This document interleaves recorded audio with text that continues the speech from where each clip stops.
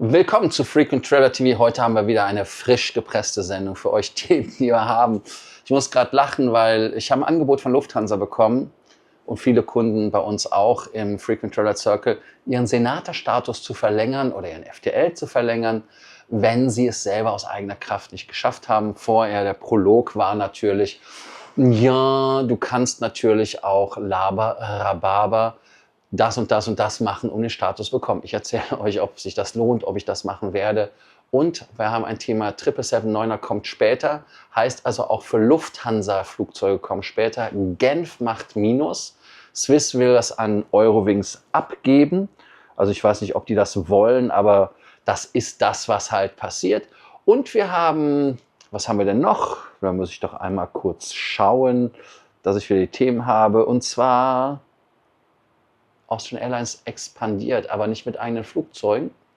Und lasst euch überraschen, wir haben die Themen frisch gepresst. Kommt, glaube ich, noch eins, was ich nicht erwähnt habe. Also, ihr denkt dran, den Kanal zu abonnieren, die Glocke anzumachen, ein Like dazulassen, aber auch am Ende des Tages aufs School zu kommen und dort zu diskutieren. Das erste Thema, was wir haben, ist Millionengrab. Wäre schön, es ist ein Milliardengrab, Boeing 777X. Das Flugzeug kommt ja in 2027 anstatt in, ich weiß die Jahreszahl, nein, es sind 7 Jahre später.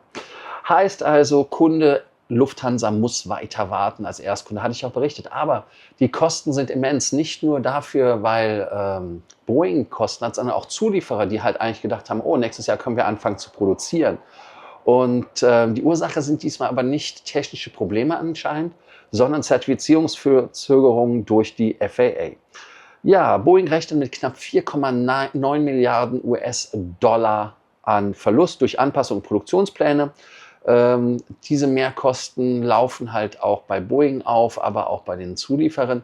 Es gibt gute Neuigkeiten aus dem Hause Boeing. Die Zertifizierung der 777 MAX 7 und 10 könnten 2026 stattfinden. Man hat das Thema Enteisung anscheinend, was eins der Themen war, lösen können. Das gab ja das Problem, dass wenn man die Triebwerksenteisung angemacht hat, nach 5 Minuten fing ja da irgendwie die Cowling an zu kokeln. Und das ist jetzt nicht mehr der Fall. Kelly Ortberg sagte, das ist der CEO übrigens von Boeing, es gibt keine neuen Probleme mit dem Flugzeug selbst oder den Triebwerken. Das Problem besteht ausschließlich darin, die Zertifizierungsarbeiten abzuschließen.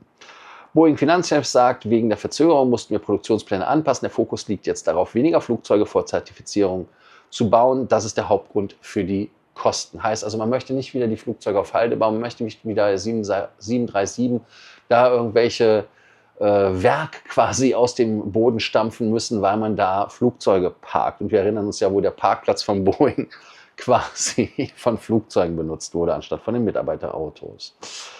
Ja, ich bin mal gespannt und ich bin mal gespannt auch, was habt ihr eigentlich auch eine Idee, warum Lufthansa so geil drauf ist, Erstkunde zu sein, dass der Emirates abgenommen hat? Da bin ich mal gespannt auf eure Meinung.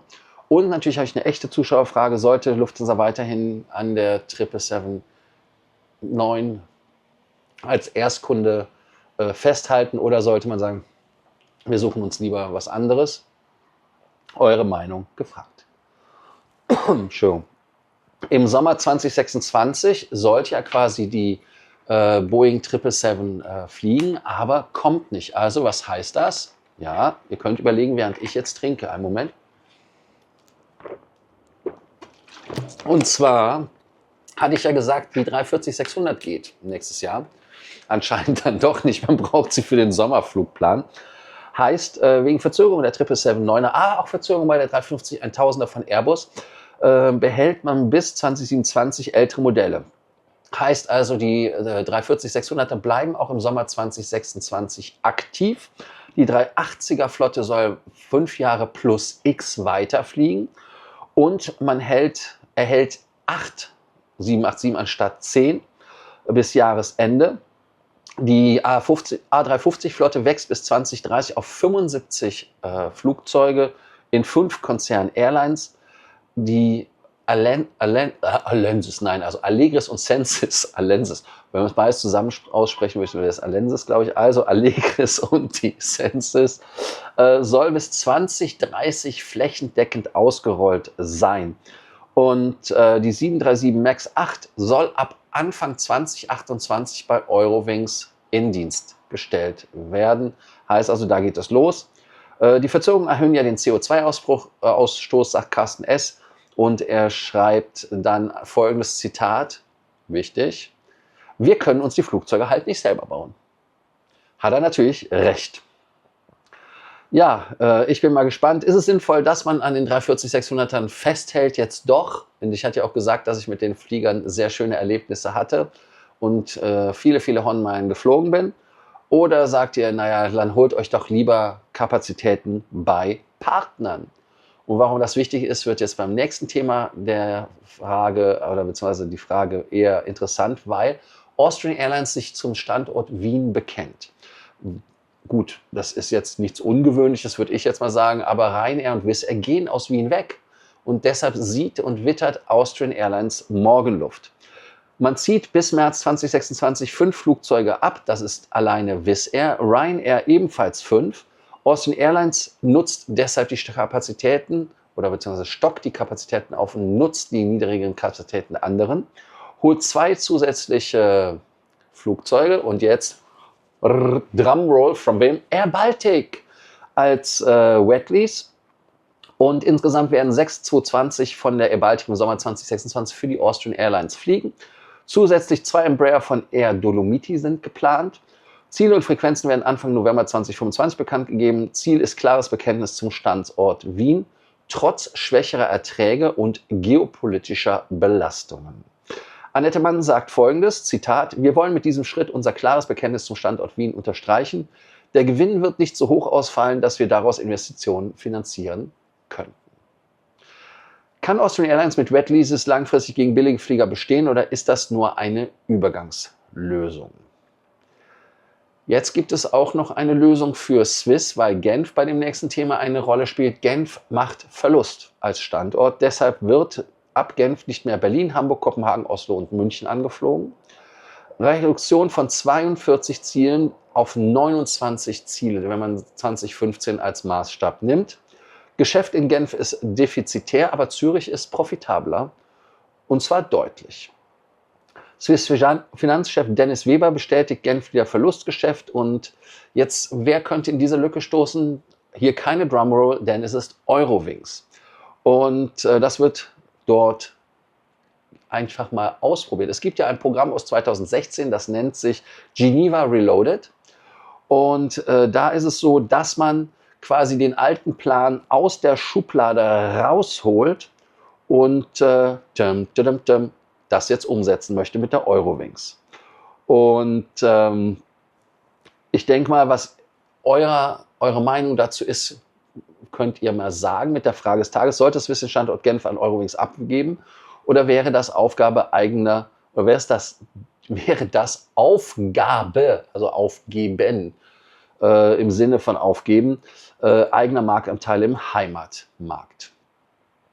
Was anscheinend auch ein Thema ist, viele von euch haben von Lufthansa eine E-Mail erhalten, in der nicht nur angepreist wurde, dass man jetzt den Senatorstatus ja noch oder den FTL mit Flügen machen kann auf dem und dem Weg, sondern man kann ihn kaufen. Früher war das ja wirklich so, man konnte den Senatorstatus für 2.000 € kaufen, dann hatte man ihn 2 Jahre inklusive 2 E-Voucher und Halleluja, alles war tipptopp.